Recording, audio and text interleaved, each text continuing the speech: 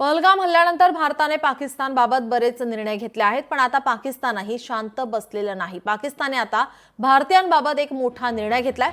पाकिस्तानने भारतीयांना 48 तासांची मुदत दिल्याचं समोर आलं आहे। सध्याच्या घडीला पाकिस्तानमध्ये सुपर लीग सुरू झाली आहे। या लीगच्या विविध कामांसाठी 26 भारतीय नागरिक पाकिस्तानमध्ये दाखल झाले होते।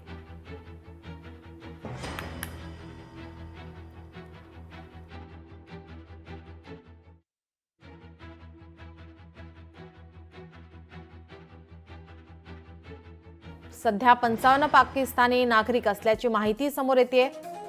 ठाण्यामध्ये 19, नागपूरमध्ये 18, जळगावमध्ये 12,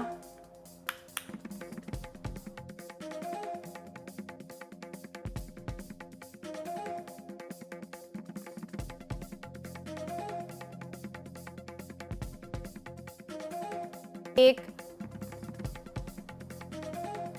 अल्पकालीन विजावर आलेले 55 पाकिस्तानी नागरिक सध्या राज्यामध्ये असून राज्य सरकारतर्फे त्यांना पाकिस्तानात पाठवण्यासाठी युद्ध पातळीवर आता प्रयत्न सुरू आहेत।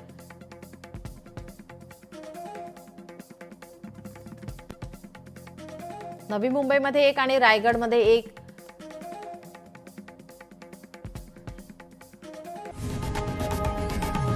लोकशाही मराठी ऐका, पहा, जागरूक रहा।